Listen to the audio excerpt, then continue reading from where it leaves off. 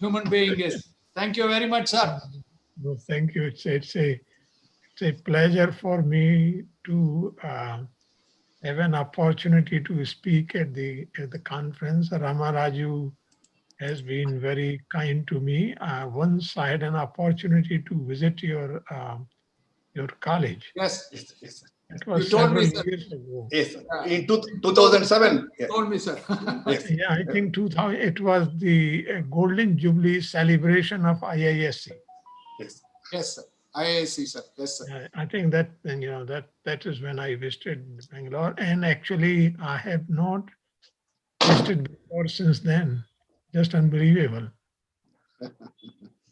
I still have the photographs taken of both of us and have kept it very preciously because it gives me a great pleasure, sir. Also, you are a legend in the water resources. And actually I have not visited before since then. Just unbelievable. Yes, sir. Thank you very much. I still have the photographs taken of both of us and have kept it very preciously because it gives me a great pleasure, sir. Also, Megashri plan. a legend in the water resources. And actually I have not visited before since then. Just unbelievable. Yes, sir. Thank you very much. I still have the photographs taken of both of us and have kept it very preciously because it gives me a great pleasure, sir. Also, Megashri plan. a legend in the water resources. And actually I have not visited before since then. Unbelievable. Eating. Thank you very much. I still have the photographs taken of both of us and have kept it very Dr. Prakash. Dr. Prakash, Madam can start the program. Yes, sir. Yeah, please. It's recorded and I don't know, it's repeating.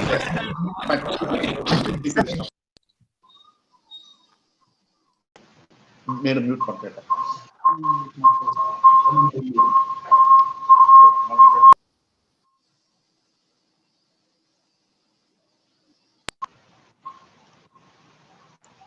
Good morning, everyone. Here it is. Good night. Almost midnight. On behalf of the Ananda Sagar College of Engineering, I, Mrs. Megashri M, Assistant Professor, the Ananda Sagar College of Engineering, take this opportunity to welcome one and all to the International Conference on Sustainability and New Paradigms in Civil Engineering 2020, organized by Department of Civil Engineering and Department of Construction Technology and Management. As quoted by Mahatma Gandhi ji, prayer is a key of the morning and bolt of the evening. To begin the virtual conference, I invite Professor Suma for the invocation song.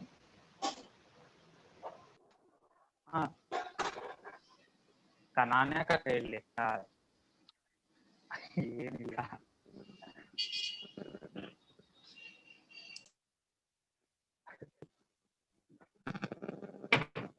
ಎಷ್ಟಾದ್ರೂ ನಿನ್ ತಮ್ಮ ಅಲ್ಲ ಯಾವ angle ಕಾಣಿಸ್ತೀನಿ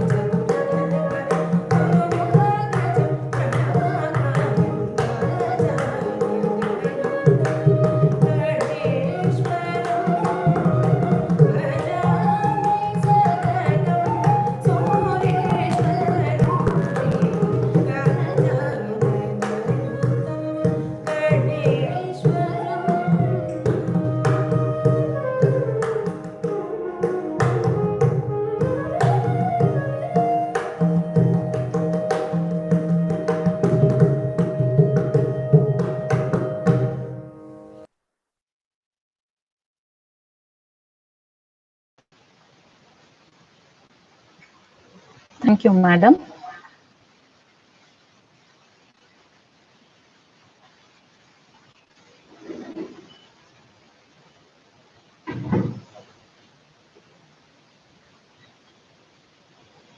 Thank you, madam. We shall now have a quick glimpse of DSI campus through an AV presentation.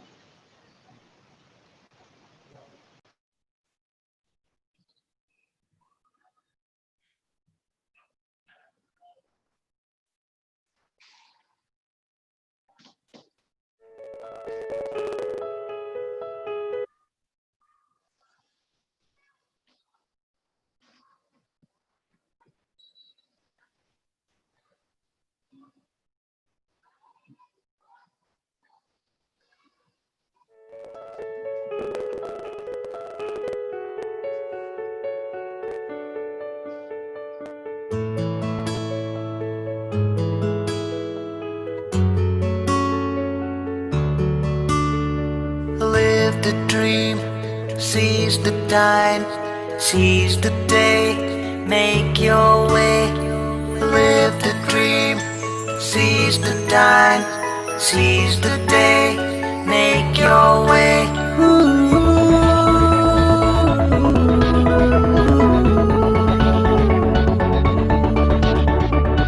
Live the dream, seize the time, seize the day, make your way. Live the dream, seize the time, seize the day, make your way.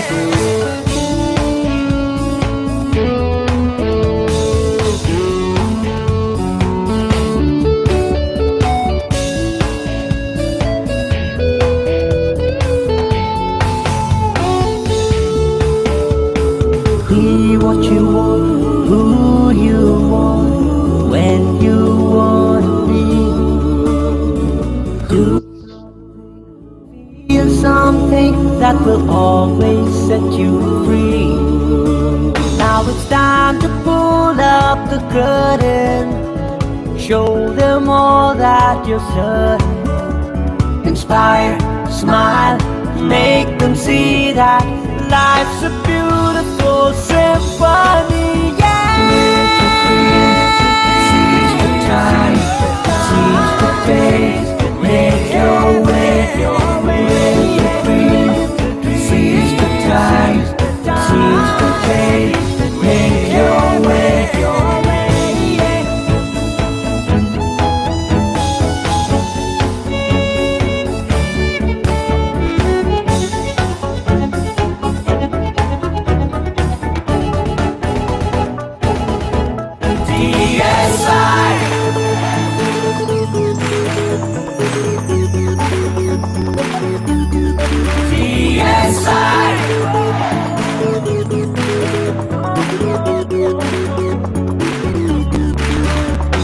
Joining hands makes your journey easy. Sharing smiles makes your road so breezy. Looking out, don't you see your future? Finding out, breaking through your boundaries. Oh, yeah.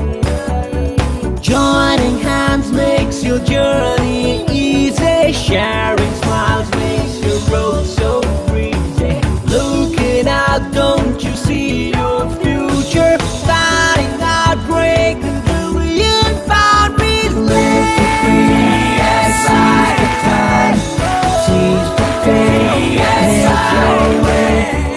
Live the dream, seize the time, seize the day, make your way.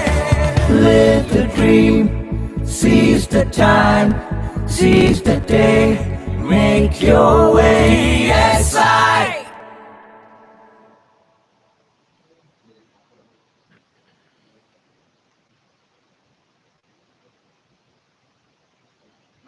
Next, we have a short video of the organizing departments.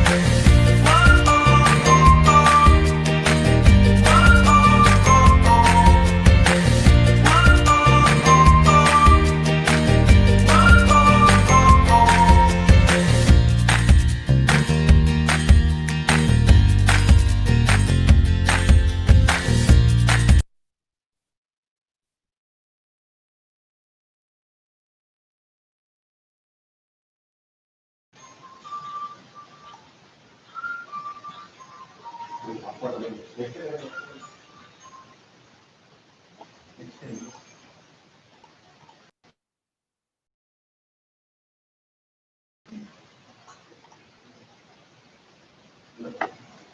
we have our Honorable Principal of Dayananda Sagar College of Engineering, Dr. CPS Prakash, to welcome the delegates and participants of our virtual conference.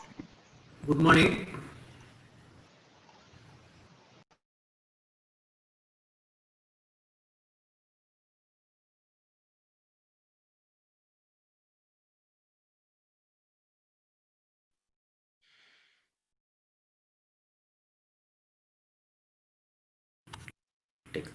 Good morning. It gives me immense pleasure to welcome each one of you for this international conference on sustainability and new paradigm in civil engineering, organized jointly by Department of Civil Engineering and Construction Technology Management. We have with us Mr. Rohan Prem Sagar, Member of Governing Council, Dayanand Sagar College of Engineering, as the chief guest to inaugurate the international conference. I, on behalf of all the members of the organizing committee, faculty and staff of Dayanand Sagar College of Engineering, extend a hearty welcome to our beloved Governing Council member, Mr. Rohan Prem Sagar. A hearty welcome to you, sir. Similarly, we have Dr. Vijay P. Singh. He is the distinguished professor of civil engineering from Texas A&M University, USA.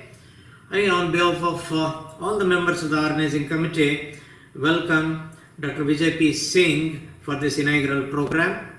We have with us our beloved Secretary Sri Gali Swami presiding over today's inaugural program. Sir, on behalf of all the members of the organizing committee, I extend a hearty welcome to you. I extend a hearty welcome to all the participants, delegates of this international conference. I compliment the organizing committee members for taking efforts in making this international conference a reality. I wish each one of you a happy participation in this international conference.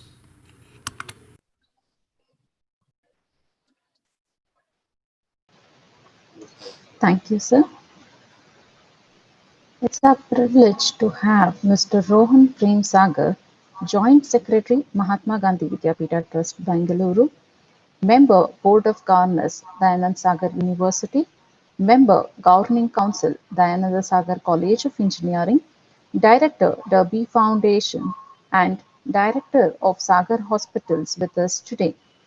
Mr. Rohan Prem Sagar has obtained his bachelor's degree in international business from the George Washington University, United States of America.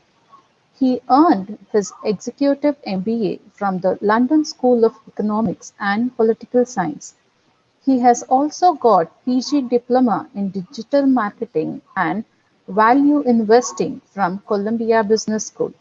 Sir, I request you to kindly deliver the inaugural address.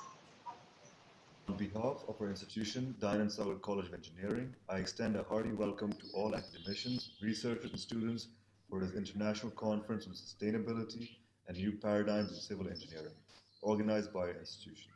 I want to congratulate our principal, Dr. CPS Prakash, Head of Civil Engineering Department, Dr. H.K. Ramaraju, and Head of Construction Technology Management, Dr. P. Prakash, for successfully organizing this event during this pandemic period. Our institution is engaged in providing engineering education since 4 decades.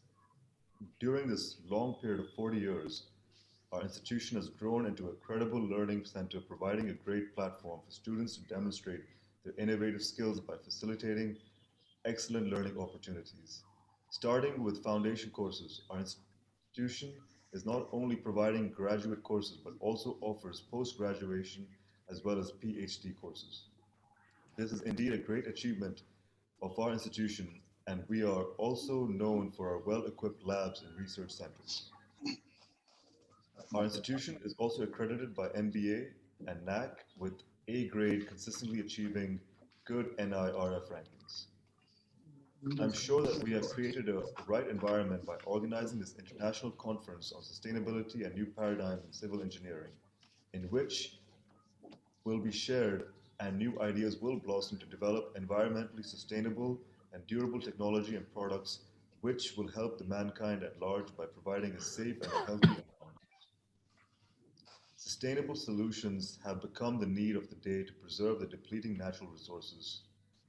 Technologies for effective reuse, construction, and industrial waste needs to be developed which can reduce the usage of natural resources and also reduce carbon dioxide emission. At present, most industrial and mining wastes are disposed as landfills, which is polluting the groundwater by ingress of heavy metals due to precipitation. My best wishes to all participants of this international conference. I am sure by the end of this international conference, every participant will be enriched and updated with present and future technologies. Thank you all.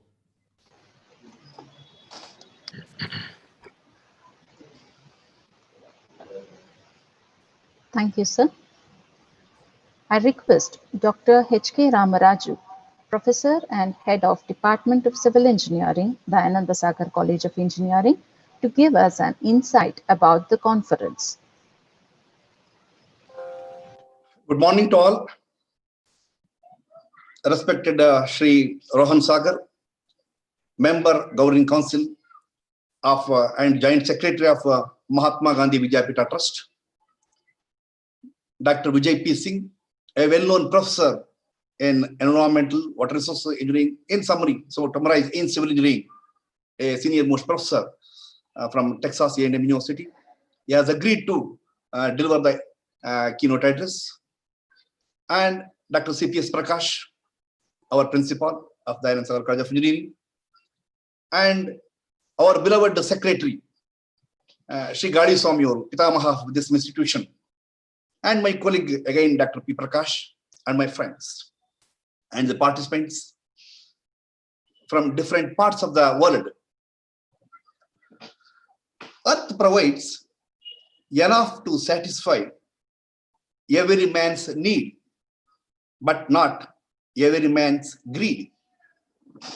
In the name of industrialization, urbanization, population growth, increased demands in the various sectors of the public life, that is community, technology development plays a dominant role.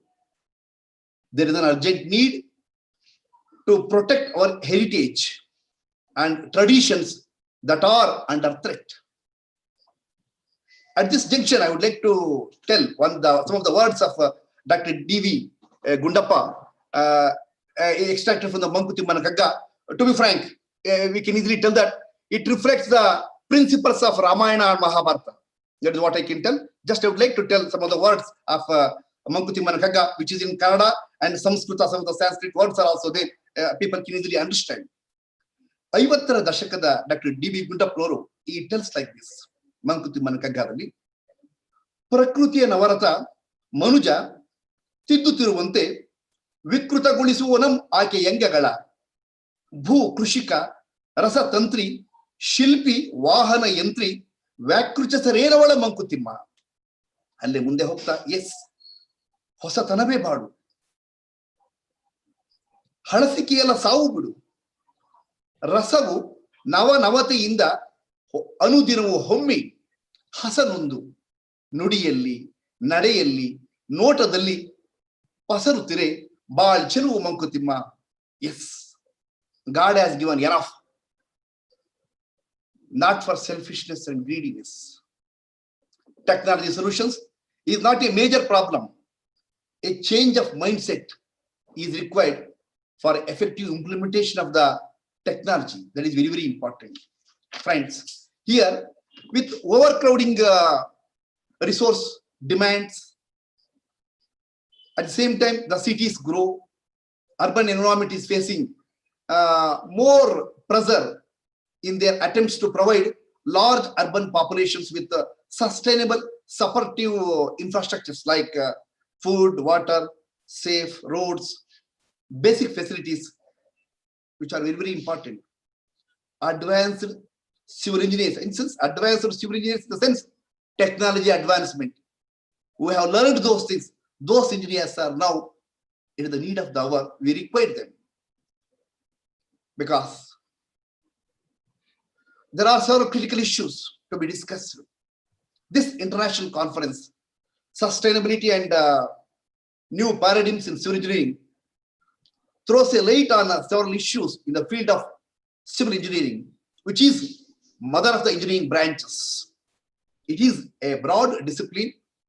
Civil engineering is not any small subject, something like that. It is a broad discipline which contains unifies the specializations like environmental engineering, water resources engineering, geotechnical engineering, structural engineering, transportation engineering or highway engineering, hydraulics engineering, construction materials and management. Of course, planning and architecture, it is also part of our civil engineering branch. We have received almost 91 abstracts, out of which we selected only 64 abstracts were accepted. And there are participants from USA, UK, Germany, and Nigeria. There are participants even from China. There are participants from those countries also. And we have brought out both soft copies and hard copies. Soft copies already ready. Even hard copies also we have made with limited quantity. Soft copies will be sent to all the presenters for kind of information. At the same time, selected papers will be forwarded to the journals of Indian Water Works Association and Institution of Public Engineers, Indian Institute of Concrete journal. They have agreed to publish the paper. We will forward the selected papers to them also. Here it is a 5 days conference, out of which 3 days oral presentation and 1 day poster presentation. And the 5th day, we have virtual field tour on civil engineering aspects. I hope the public, the community, research scholars, academicians will be benefited from this international conference. With this, I welcome you all. I hope that you will all benefit from this conference. Thank you all.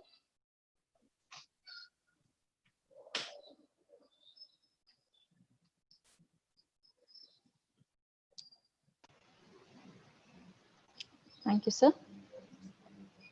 Our keynote speaker, Dr. Vijay P. Singh, is a distinguished professor and Regents Professor. He holds the Carolyn and William N. Lehrer Distinguished Chair in Water Engineering at Texas A&M University.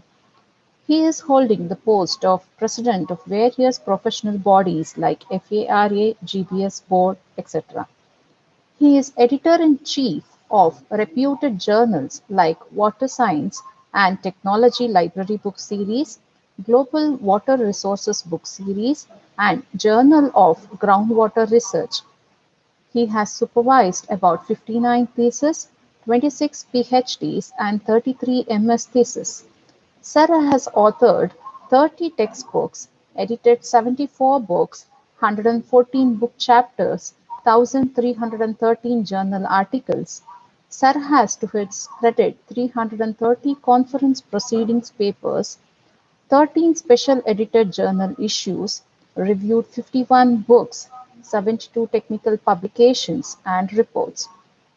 His research interests include surface water hydrology, groundwater hydrology, hydraulics, irrigation engineering, environmental quality, and water resources. By this very short introduction of our esteemed speaker, I request Dr. Vijay P. Singh to deliver the keynote address. Thank you very much, Mayashri. Can you hear me? Yes, sir. Okay, We can hear. Yes. Okay, let me first share my screen. Okay, can you allow me to share the screen? Yes, sir. Sure. Yes, sir. No, I think still it is not.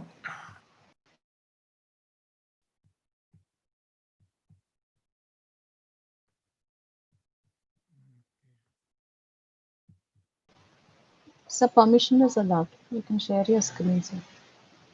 Still it is not letting me do that.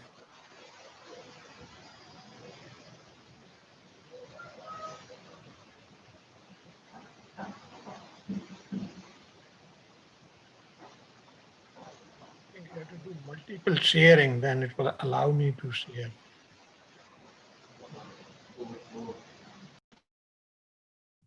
No.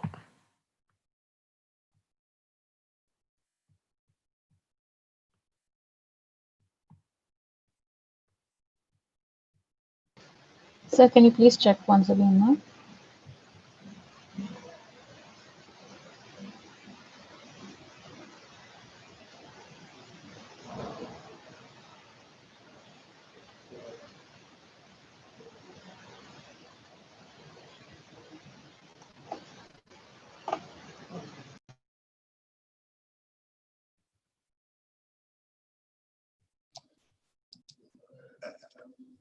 Madam, I think sir can you can request the sir to send it so that we can from our end only we can make the arrangements. Okay, you want me to send it by email? Yeah, yes, sir. Immediately, that will be better. Okay.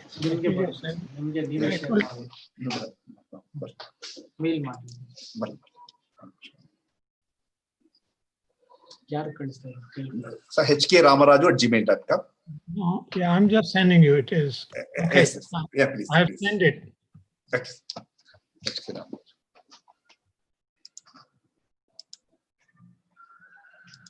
It should be reaching you anytime. Yeah.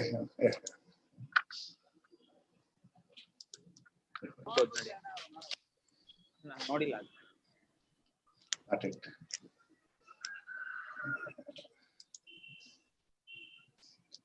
Sir, beside participant, there is a green color icon share screen. Are you unable to share from there?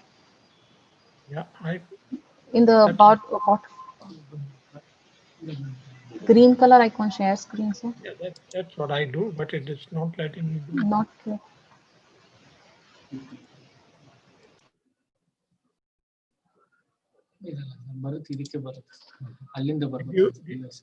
Ramaraju, did you receive? Sir, you sent to hkramaraju@gmail.com, no? Fine. Yeah.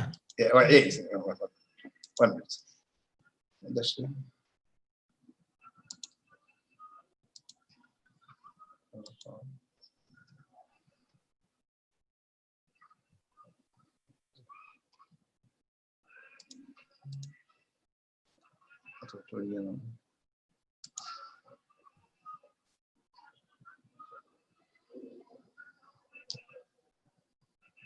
Want me to send it again? Or? Sir, one last try. Yes, sir. Yes, sir. Yes, sir. It has come, sir. It has come. Okay, sir. It has come. 1 minute, sir, please. Okay, so you can, Yeah. you can look. Yes, we'll do it.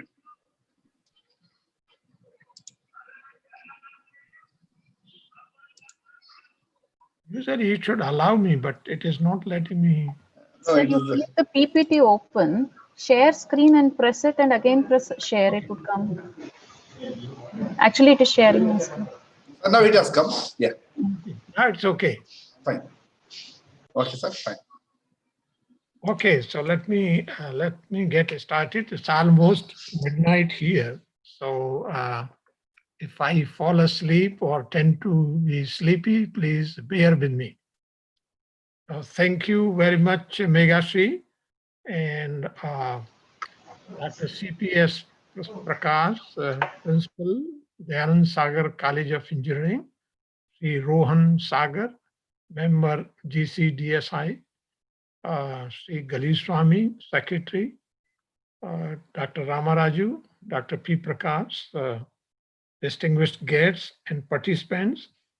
I would like to take this opportunity to thank Dr. Ramaraju for inviting me to speak at this international conference on sustainability and paradigms in civil engineering.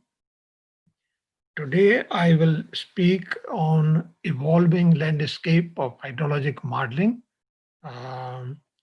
which seems to fit the theme of the conference. Okay, I think I should be able to move, but it is not letting me. Okay. So we start out with hydrologic, as I said. The theme is on evolving landscape of hydrologic modeling. So there we will discuss how hydrologic modeling. Can you hear me? Yes, sir. Okay. No. I think it is. Can I move the slides rather than so I can move whenever I want to or no? Yes, I think No, he can't move, sir. yeah. Now we move. We will do it from, because I don't think it is possible from your end. Only thing is we have to move, if I'm correct. Okay. No, go back to the first slide. Okay, sir. First, The previous one. okay, sir. Okay, sir. One minute, 1 minute. Previous. So that's the reason I wanted to. Yes, sir. Previous. Okay. So here, here actually what I would like to share with you is how hydrologic modeling has evolved over a period of nearly a century and a half, involving modeling of hydrologic processes individually as well as together, which we call as watershed modeling. And that involves data acquisition, calibration, validation, error analysis, sensitivity analysis, applications, and then integration with other disciplines. And then, of course, these days, because of a great deal of emphasis on human dimension, so there is another aspect to hydrologic modeling which involves social dimensions or connectivity with socio-economic sciences. The next one. So before we actually do the modeling, it will be pertinent to look at the anatomy of hydrology, which has 6 elements. First, of course, the water itself, and that has 2 aspects, quantity and quality. And the second is the phases of water, because water appears as a liquid, as a vapor, as snow and ice, but it also appears in the 4th phase. So there are 4 phases of water. And then, of course, modeling also has to be concerned with where water occurs. Water can occur over the land surface, below the land surface in unsaturated zone, and further down below the land surface in the lithosphere, which is in the form of saturated zone. And then, of course, no, just stay there. No, go back. No. Yeah, right here. Do not move unless I tell you. And then, of course, the modeling depends on the domain in which the modeling is to be done. And the domain involves space, time, and frequency, and the scale at which the modeling is done. And the scale can be micro, meso, macro, and mega.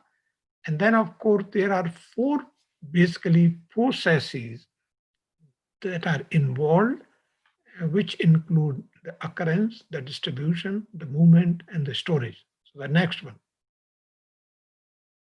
Okay, so now we briefly look at what occurs in the storage process.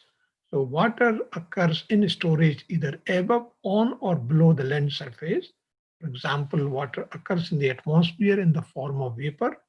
It occurs as interception storage on the plant leaves or on the roofs of buildings, or it occurs as a detention storage in the channels, a channel storage in lagoons, lakes, and reservoirs, storage in wetlands, or it is stored as snow, ice, and glaciers. So all these things are involved in hydrologic modeling. The next one, please. And the next one is the movement of waters. So as I said, the movement occurs on and above the land surface. For example, water moving either vertically downward or upward. If it downward, for example, is precipitation, upward is evaporation, upward is transpiration, and through flow is downward movement. But water also occurs horizontally as overland flow, channel flow, or snow and glacial movement.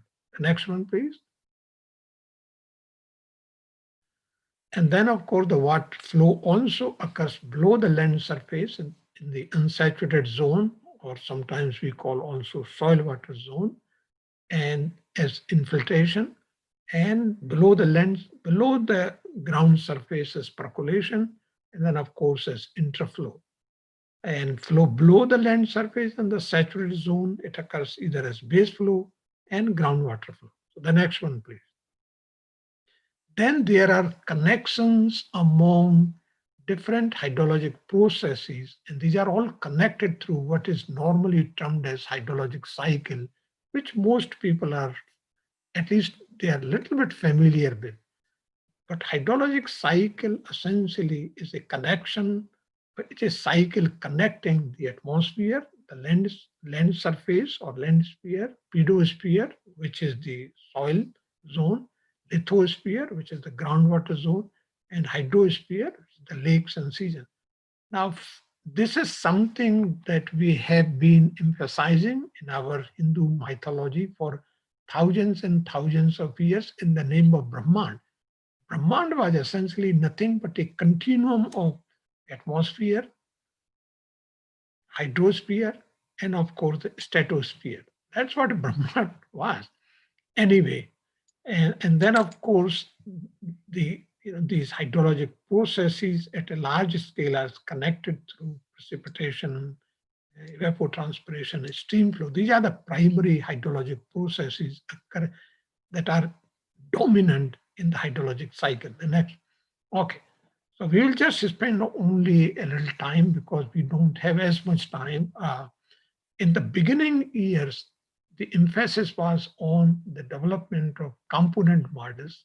In other words, the individual hydrologic processes, for example, the surface runoff, the modeling of surface runoff, which started all the way in 1850, and it has continued since then. And then, of course, the snow modeling or the snow processes, where the modeling actually started in the middle of the 20th century, around 1955, 1956. Next one, please. And then a subsurface flow modeling started in the middle of 1930s and onwards, and storm runoff amount that was modeled in the middle of 1950s, infiltration beginning in the beginning of the 20th century, 1911, it went on all the way up to actually the present time. Likewise, evaporation primarily started, evaporation modeling started again around the middle of 1930. And abstractions like interception, detention, and depression storage, and groundwater and base flow, they all started in the 20th century, except the Darcy equation, which was developed around 1852, 1853, 1854, depending upon the publication you are looking at. Henry Darcy was a French civil engineer, and so his publications were in French, which are not that easily accessible to everybody. And then, of course, the next one is stream flow generation, which again started actually again in 1930s, 1930, 1934, and it went all the way up to the decade of the 1980s. Yes, next one, please. And then, of course, the reservoir routing again was modeled in around 1930, channel routing again around the same time, and then of course the sediment yield about a decade or so later. And the next one, please. And then of course the sediment transport. Again, if we go back to the the first sediment transport equation, which was 1879, Du Bois equation. And by the way, it is still one of the more popular models for modeling the bed load function in rivers. And then of course, but then real work started in the middle of the 20th century. And then of course, solute transport started with the Fick's law, and I don't have the date for Fick's law, but the real work actually started in the beginning of the 20th century through isotherms and advection dispersion equation. Yes, next one, please. And then, of course, the basin geomorphology, which is another very important component, because it is through basin geomorphology that we are able to model the watershed characteristics, which are fundamental to distributed hydrologic modeling. And so that actually the work on geomorphologic modeling started around 1950s, 1945, essentially the 1945. It was a landmark paper by Robert Horton, who discovered the laws of extreme numbers and lengths. And the next one, please. So, that was essentially a very brief overview of the modeling of individual hydrologic processes or hydrologic cycle component. Then in the beginning of 1960, the computers came into being. And of course, even though those days the computers were relatively small in their computing capabilities, but nevertheless, the computers came into being. And that is when people started working on integrating these different hydrologic processes. In other words, modeling the entire hydrologic cycle.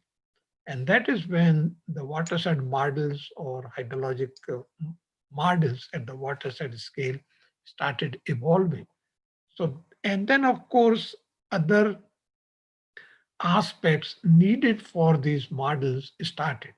And so they can actually, the entire evolution or the history of evolution of hydrologic models can be described through the following category: models and support tools, model science, legislation, computing technology, data technology and science, and the linking with the other disciplines. And then of course, there are also other aspects associated with hydrologic modeling, which are not necessarily technical. They are essentially non-technical. For example, communication, education, and there are other aspects related to socioeconomic sciences. So the first example is of a model which was then popularly known as Stanford watershed model.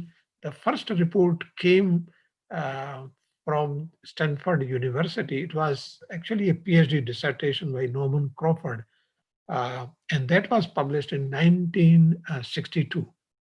And this is just a diagram showing how the different processes are connected with each other. And this is an illustration of how the entire hydrologic cycle was modeled at the watershed scale. And that popularly came to be known as Stanford watershed model. Since then, it has gone through several reincarnations. Now the current incarnation is called as basins. So next one, please.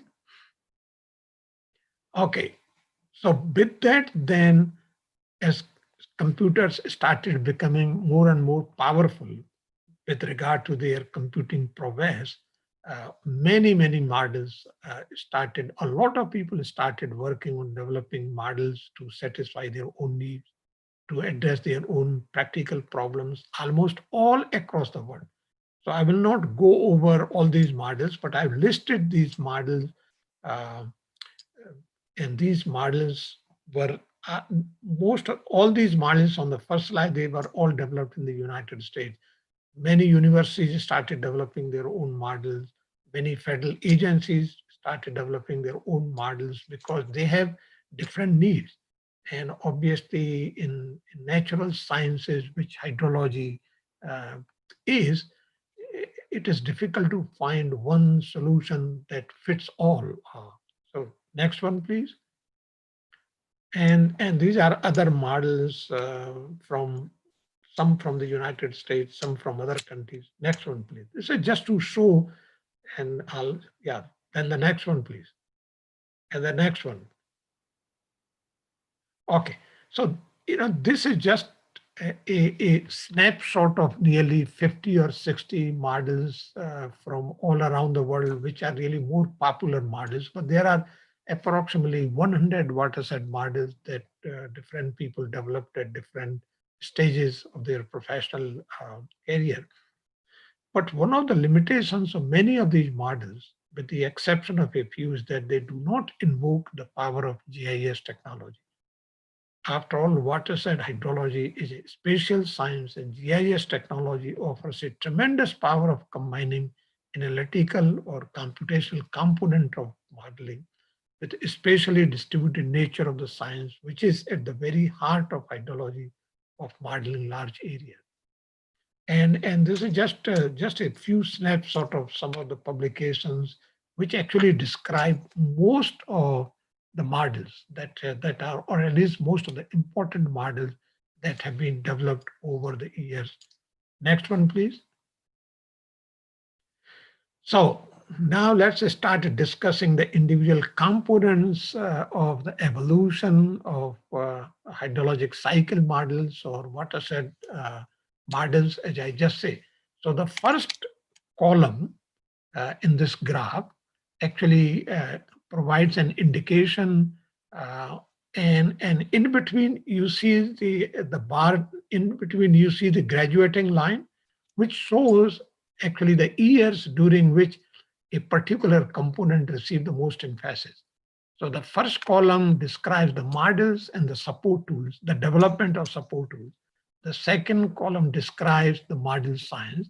And the third column actually describes legislation. And this is particularly with reference to what happened in the United States, because many of these models started expanding because of the legislation that were passed in the United States Congress, particularly with regard to the water quality laws. And then, of course, the last column reflects on computing technology, which is actually the reason why the watershed models started coming into being, because without computers, there is no way we can model the entire hydrologic cycle. So the next one, please.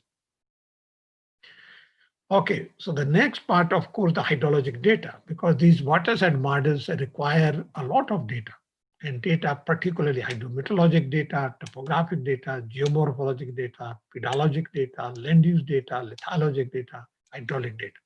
All these data are needed for doing watershed modeling. Next one, please. And so, but fortunately, no, the previous, okay, don't go too fast. When I switch only when I tell you. So the data that I just indicated are needed for doing hydrologic modeling, but fortunately, we have these days, or at least for the past 3 decades, we have been having the technology to observe the data, to collect and acquire the data through remote sensing, through satellite technology, radar technology, and of course, digital terrain and elevation models. We can actually characterize watershed characteristic. And of course, we have chemical tracers.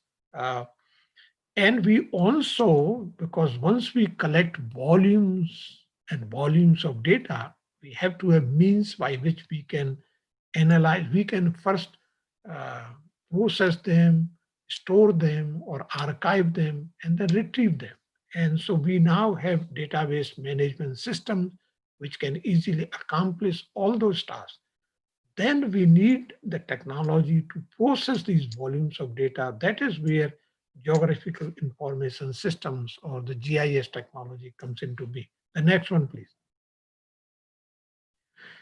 So the next one is the linking with the different disciplines, because hydrology, being a natural science, being a science of water, is also associated with a lot of other disciplines. And right in the very second slide, in the slide on anatomy of hydrology, I showed you how hydrology has water into the two aspects of water, quantity and quality. So once we start discussing quality, we have to rely on other areas like geochemistry, environmental biology, environmental chemistry, and of course, because water occurs below the land surface, so obviously then we have to be concerned with earth sciences.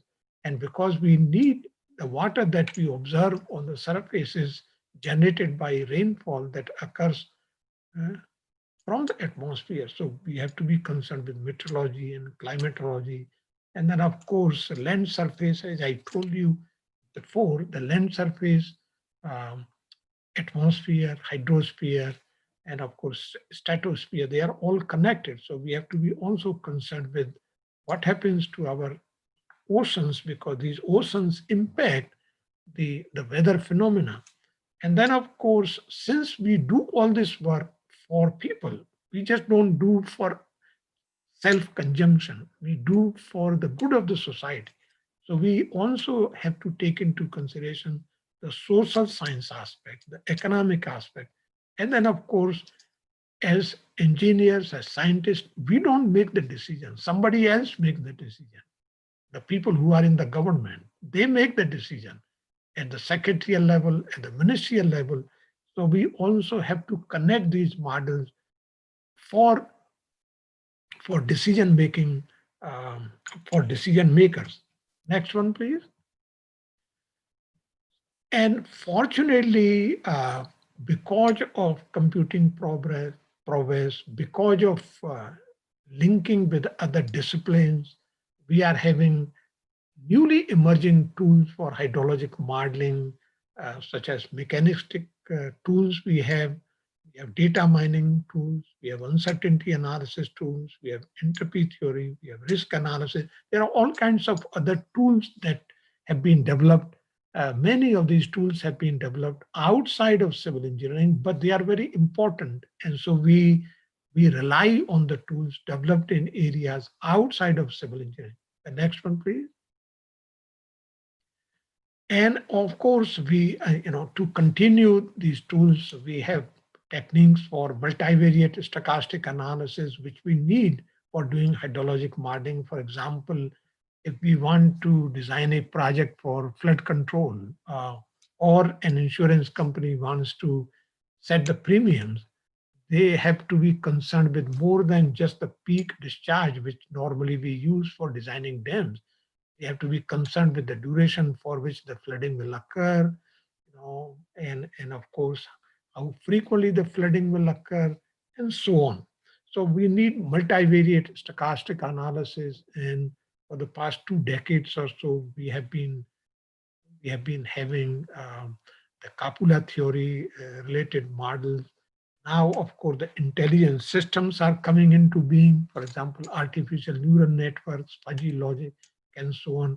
They are also being linked with hydrologic models, and they are becoming part and parcel of hydrologic model.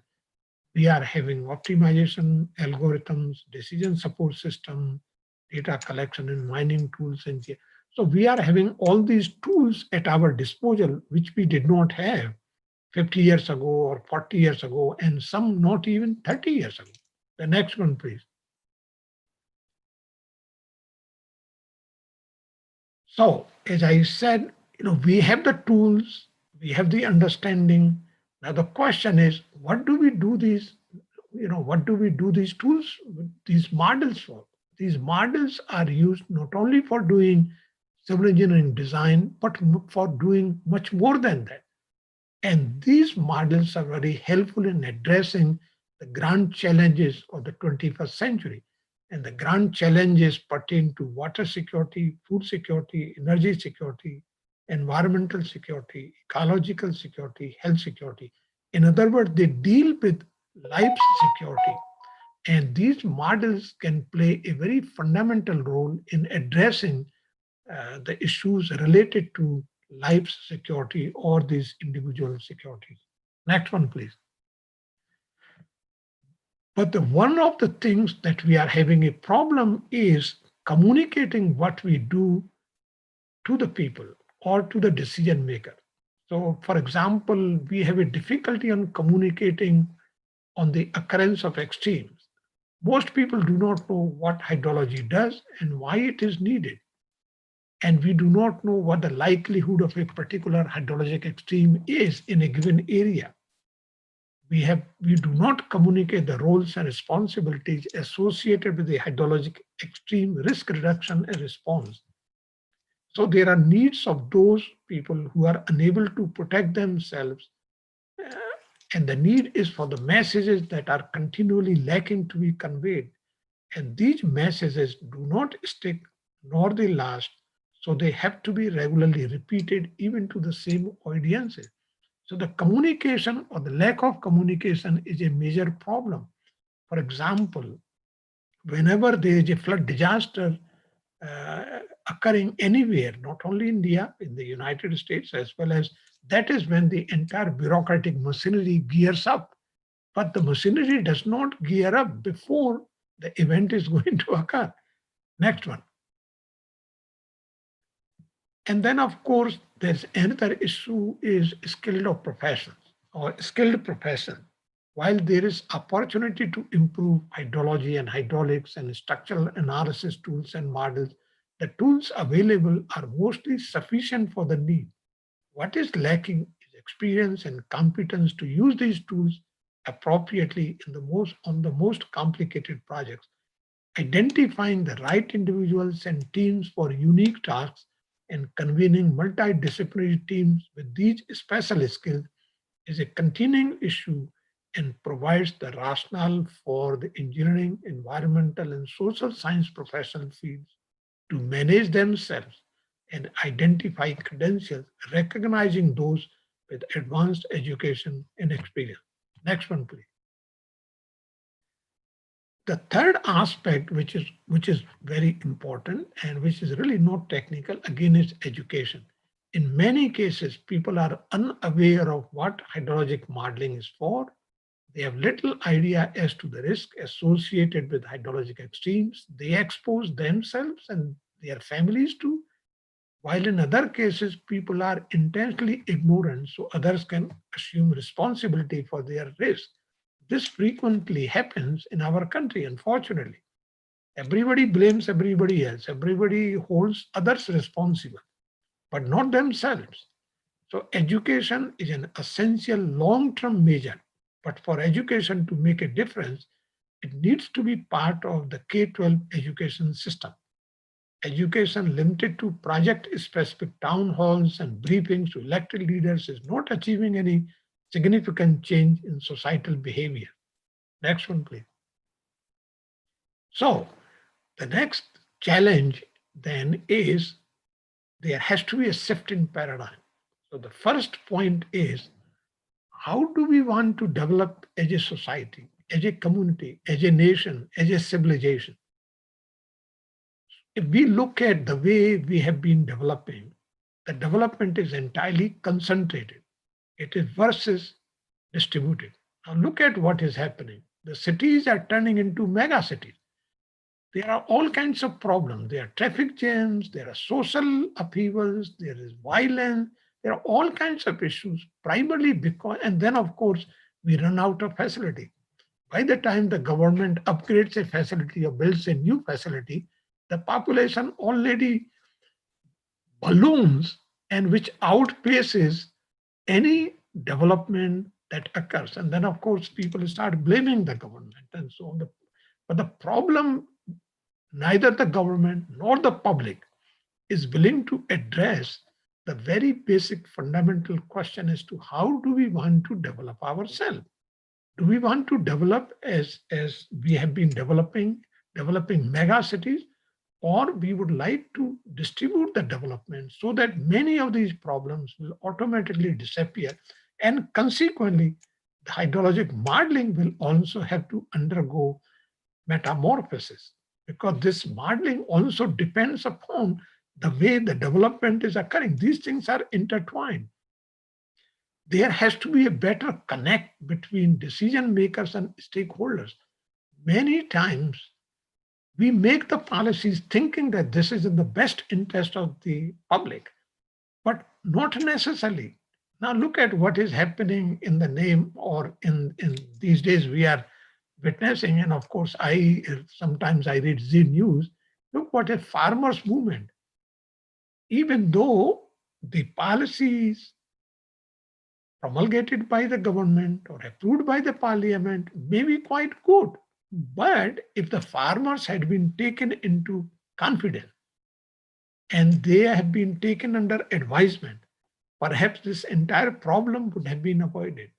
And for that matter, many other problems can be avoided by establishing a better connection between the decision makers, and the people for whom the decisions are made.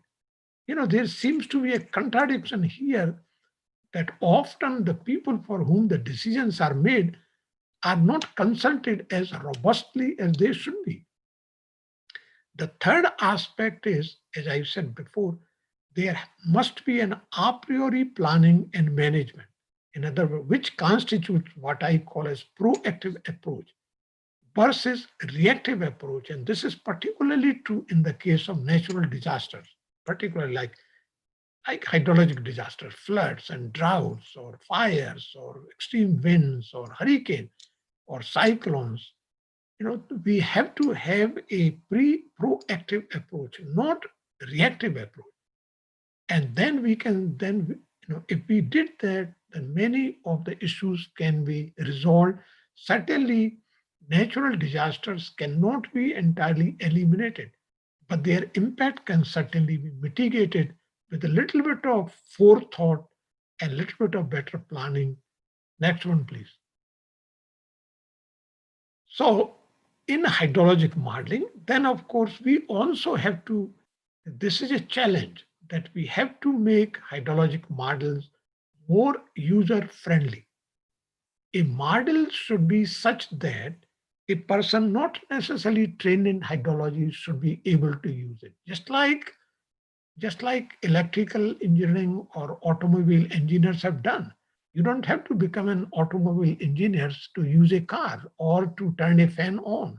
All that you have to do is just switch it on, and all that, if you want to use the car, all that you have to do is learn driving, but you don't need to know anything about automobile engineering.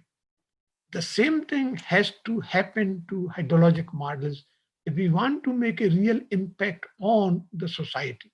Because after all, what we are doing is for the good of the society. We also, since just like in markets, for anything you go, there are many alternatives. The same thing in hydrology also, there are many watershed models, there are many hydrologic cycle models, but it becomes quite difficult for a person who's a novice to choose a particular model from a plethora of models. So we have to make it very clear as to what the credibility of an individual hydraulic model is. And we also have to scope out now hydrologic model by considering all the associated sciences, social sciences, economics, political science, legislative. In other words, the technical sciences and the non-technical sciences have to come together if we want to take the next step, if we want to take a really major jump and advance the science. The next one. So the question is, where do we go from here? This is my personal perspective. There is going to be increasing societal demand for hydrologic models. There is no question about it, because we are having all kinds of problems, and many of these problems cannot be addressed without invoking some kind of a hydrologic model. But to do that, there will have to be an increasing emphasis on linking hydrologic models to other environmental ecosystem models. There will have to be a greater emphasis on user-friendliness, and we will have to incorporate information technology, computer-based design, artificial intelligence, and space technology with hydrologic models. And in doing so, we will have to make a clear statement on model uncertainty and reliability. Only then the models will be competitive. There should be a very clear-cut indication. Just like you go and if you want to buy a car, once you know how much your pocketbook allows and what your personal preferences are, it's not difficult to choose a car or choose your clothing or whatever. But in the case of hydrologic models, it is often quite difficult because we have not paid as much attention to these aspects, which are fundamental to the use of the work that we do. The next one, please. So, of course, as I've said before, we also have to reflect on a larger cause of the society, and which these days is, this is one of the major challenges of the 21st century, like water, energy, food security system. But fundamental to ensuring the sustainability of the system or securing this system, we have to do hydrologic modeling. In order to do that, there will have to be a greater partnership among academia, the government sector, the NGOs, and the private sector. Unfortunately, there is there is hardly any connect between these different sectors. The government sector operates as if like an independent island. Academia operates like an independent island. NGOs operate mostly for their own profit, even though they are NGOs. And the private sector obviously operates for its own profit, even though they are all trying to serve the public. So there has to be a greater partnership, and we have to rise above our petty interest and petty self-interest. And that will have to start with our education system. In the education system also, there are two aspects which I firmly believe in. We have to start training the trainers. We have to start teaching the teacher. Remember, in engineering curricula, there are many subjects that we are still teaching the way we were taught 20 years ago, 30 years ago, 40 years ago, depending upon your age. Now, of course, there are a lot of new things have been happening. But in the technology area, new things are happening. But in the non-technology area, most engineering students are completely unaware of. And this is a fundamental weakness of most engineering curricula. We do not emphasize the things that are fundamentally important. Every engineering student, regardless of which discipline the engineering student is in, must learn about water. This is something our survival depends upon. They must learn something about natural resources. They must learn something about food. And these are the things which are completely lacking. I think somewhere we are not willing to adjust and amend our way of thinking and our attitude. And this will come, this also holds not only true with the students, but also holds equally true with the teachers, likewise with the trainers. And that's why I think every teacher, every trainer also should undergo periodic training and periodic upgrading. Periodic means once in 5 years or once in 10 years. So next one, please. I think this will, and so I think the next is then, of course, where are we headed as a society? I think the emphasis is now moving from development to management. This is a new paradigm shift. And of course, we have scientific and technological progress. I think we are doing quite well in the area. Where we are lacking is the social progress, particularly in our value system. And of course, changes in global demographic landscape are occurring. And so this basically challenges everything that we have learned and we have been doing. And then, of course, depends on the human nature, conflicts and wars, which leads to competition, convergence or divergence, integration of engineering, technology, socioeconomic, political. All these things have to be brought together. They all represent essentially one or the other aspect of human endeavor. And that's what really we are all striving for. So we are not, the vast chasm between technical and non-technical sciences actually does not exist any longer. They all have to be brought together to bear on addressing the problems which are plaguing the society. I think the next one, please. And I think that should be. So let me sum it up. I think we have to take a stock of our current situation, recognize our social and cultural constraints, and then, of course, we have to take into account these looming global changes that are occurring and re-examine and re-evaluate our social values and value system. And if we do that, then, of course, our future can be bright, or else it will be dark. It's all in our hands. It's all up to us.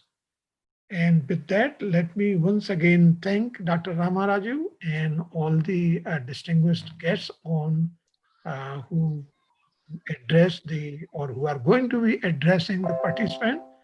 And I'm not sure if, I think I may have taken a little more time, but No. if anybody has any questions, I will be very happy to answer any questions. And you don't necessarily have to ask me questions from hydrology. You can ask me from any area. Megashri, you can ask the participants if they have any questions. Definitely, they can easily raise the question so that the sir will clear their doubts and clarify the things. Yes, sir. If any participants are having any questions, sir will be very happy to answer. You can type your questions in the chat box so that sir can answer your questions. Sir, please reference for K-12 education system regulation. I think that is really, that's a very good question. I think in the United States, people in the K-12 means from first grade to 12th grade. In schools, they have started teaching a little bit of hydrology. They have, in the 5th grade, the students are learning a little bit about water. They are learning about hydrologic cycle. They are learning a little bit about plants and soils. And I think this is what actually we need to be doing in India also. Everybody should have an appreciation for natural resources. Everybody should have an appreciation for nature. You know, we should not wait until we become an adult or become educated and start working. This appreciation has to become part of our attitude, part of our everyday life, part of our upbringing. If we want to make a difference, otherwise people will not have any appreciation, which is what is happening. I was very pleased to see that such Bharat campaign that your college launches every year, which is great. But I'm saying this should become part and parcel of our day-to-day life. Then we won't have to worry about launching a campaign. Sir, Akanksha Rastogi has said it's very insightful presentation, sir, and it's our honor to attend your lecture. She's actually, I guess, is typing her question still. She has said, my question is, and it's still pending. Okay, let's, we can wait. Yes, sir. No problem. No. Yeah. What sort of professionals are required to cross the bridge of effective communication? Well, I think, here, my really approach is relatively very simple. We don't necessarily need professionals. All we need to do is to have in our engineering curricula, or for that matter, in all disciplines, there are some things that all of us must learn. All of us must learn a little bit about water. And so there you can have, for example, I think you may also be having, I remember from my engineering days, when I was an undergraduate student, we used to have a course called engineering orientation. Even in the United States, all departments have a course called engineering orientation. In engineering orientation, regardless of which discipline you are from, they try to have the lecturers come from different areas. And they will actually lecture on different topics and try to establish a connection between engineering and non-engineering aspects, depending upon who the lecturer is. Or even in engineering, I can show you, let me give you an example of how hydrologic engineering or water engineering is connected with transportation, or with the structures, or with geotechnical engineering. In hydrologic modeling, we do flood routing. So we use the kinematic wave theory for routing or routing of flow over the land surface, or we actually do the routing using what is called as the kinematic wave theory. And if you do not know the kinematic theory, I can explain it in very simple terms. But the same theory also applies to modeling traffic on interstate highways.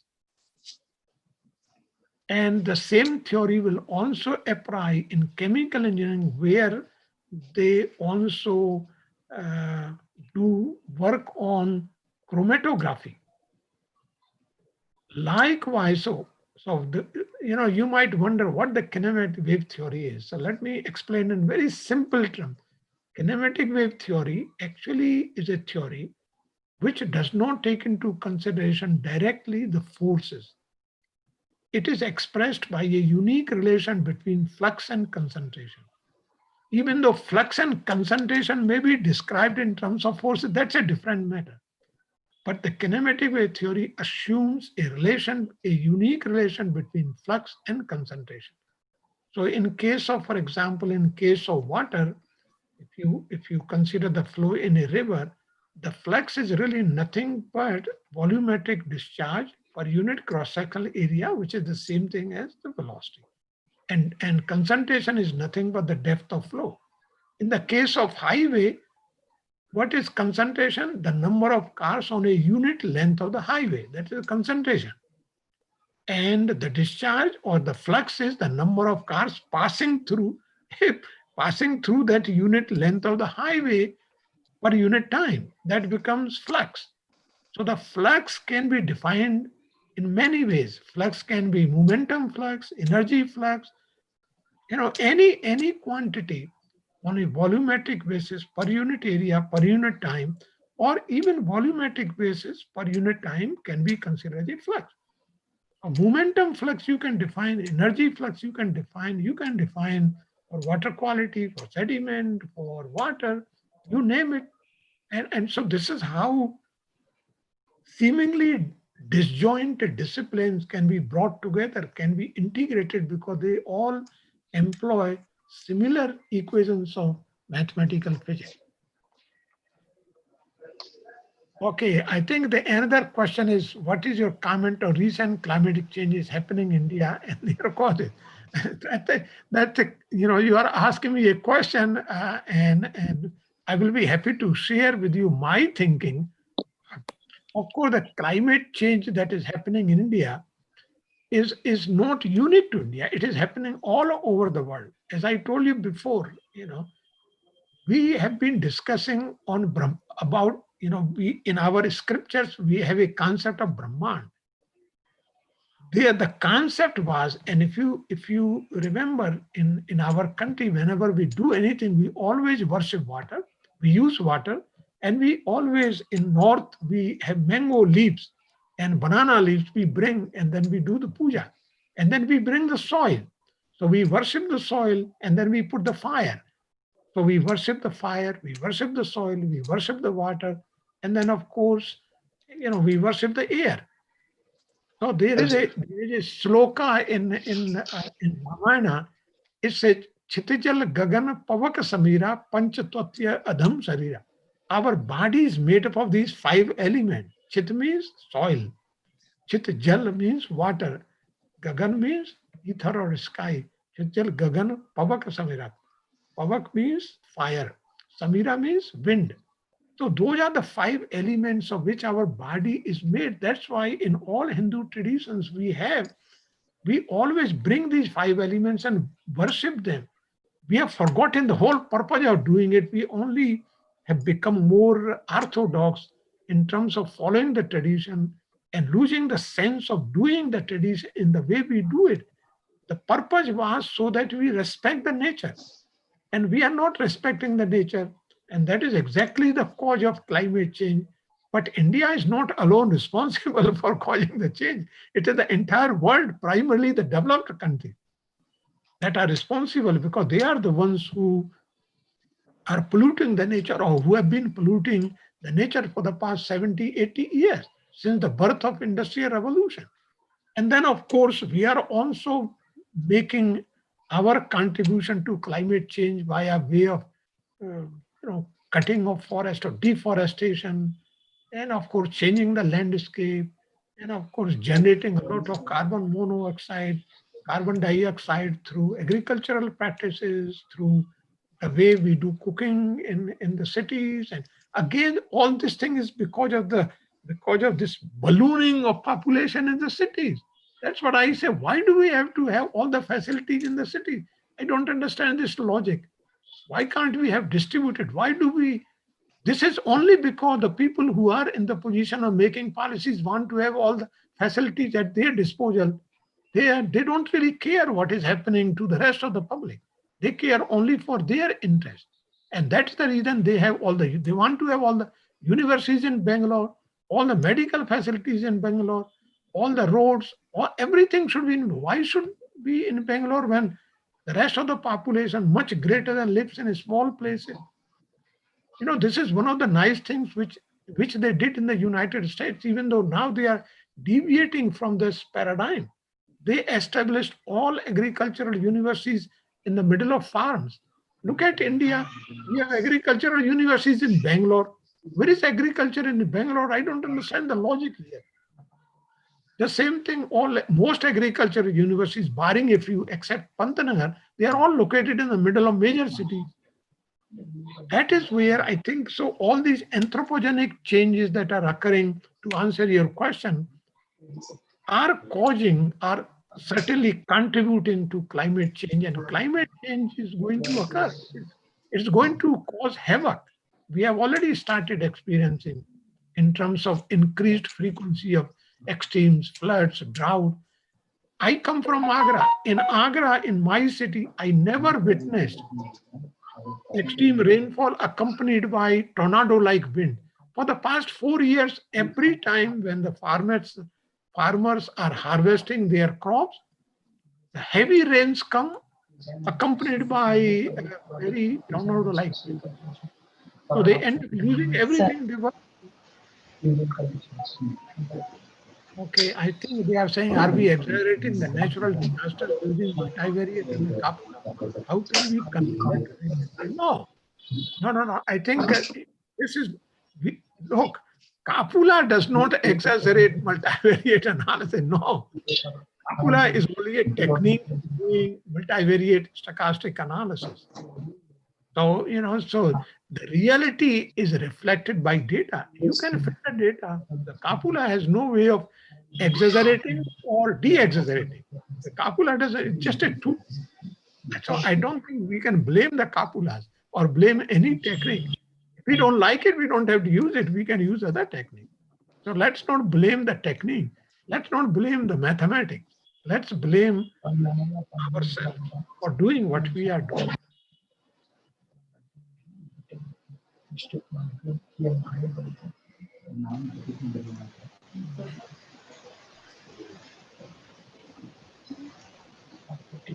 Sir, I guess there are no other questions. So, sir, you actually enhanced our knowledge about the evolution of hydrology modeling, challenges in hydrologic modeling using the advanced techniques of multivariate analysis and using other sophisticated modern techniques. You also stressed upon the importance of education about hydrology, natural hazards, and the different social responsibilities. So we are thankful for you for answering the questions raised by our participants. Without taking much of your time, sir, with due respect, I would like to thank you for accepting our invitation and joining us in this virtual. Okay, thank you. We are grateful to you, sir. We are grateful to you accepting our invitation and delivering the talk. That too in the midnight of at the USA. Really, I'm very sorry personally. You delivered the talk. I'm very thankful to you, sir. Thank you. Thank you. Okay, thank you. I will leave now. Okay, sir. Okay, thank you, Lord. Good night, sir. Good night. Good night. Good night. I think our Prakash is going to. Yeah, madam. Sir, yes, sir. Thank you, sir. Our beloved Secretary of Mahatma Gandhi Vidyapita Trust, Shri Galiswamy, is the backbone for all the events organized by the Anandasagar College of Engineering. His constant support and encouragement has helped us in achieving new heights. Sir, I request you to kindly deliver the presidential address.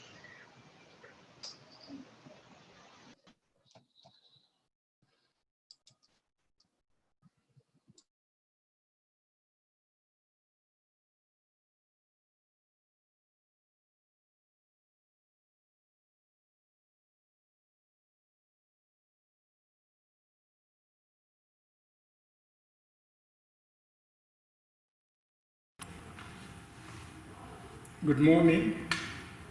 Welcome to the Anand Sagar College of Engineering. It gives me immense pleasure to preside over the inaugural program of International Conference organized by the Department of Anand Sagar College of Engineering. In this critical juncture of COVID-19 pandemic, it becomes essential for each one of us to take care of ourselves and the surroundings, make best use of technology, and ensure that the academic practices continue for the benefit of the society.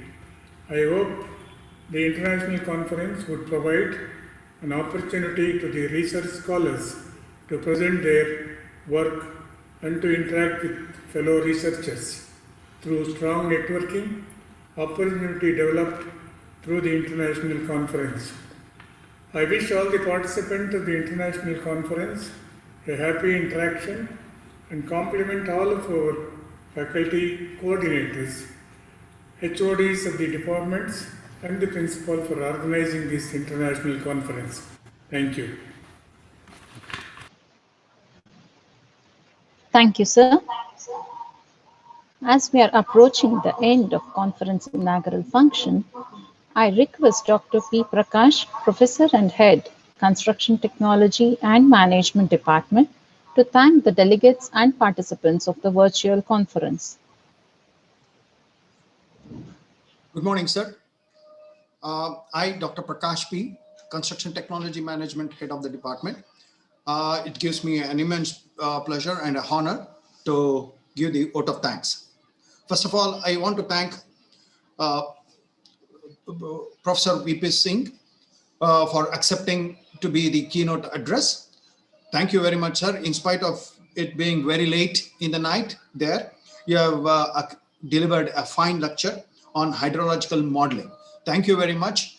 And we look forward for your participation in future programs too. I also want to thank Professor CPS Prakash, whose idea was of this bringing the international conference, and we are very grateful to him.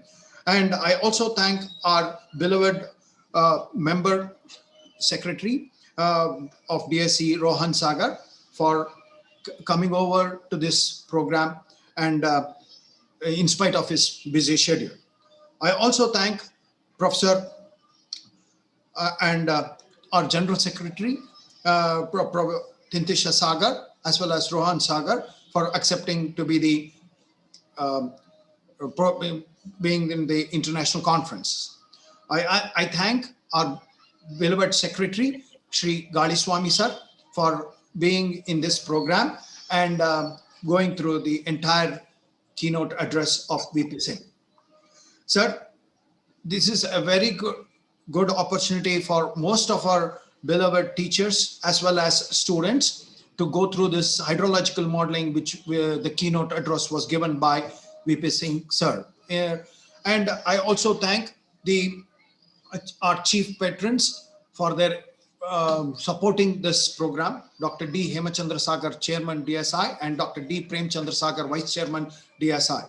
I also thank the organizing committee members, Neetu Aras, Abhijit, and Dr. Vivek R. Das for convening this in the program, and also the organizing secretary, Mr. Abhishek Pathak, and Nitin Kumar. I thank the President and Editor of Journal of Institution of Engineers, India, and IVA India for agreeing to publish the selected papers of this international conference. I also thank the sponsors and co-sponsors for this supporting this event. Thank you very much, sir. Thank you. Thank you, sir. Now, as we have ended up the inaugural function, I request all of you to end the meeting and join us back with the same link at 12:15 p.m. for the keynote address by Mr. Kumara Ramaswamy from New Zealand. Thank you all.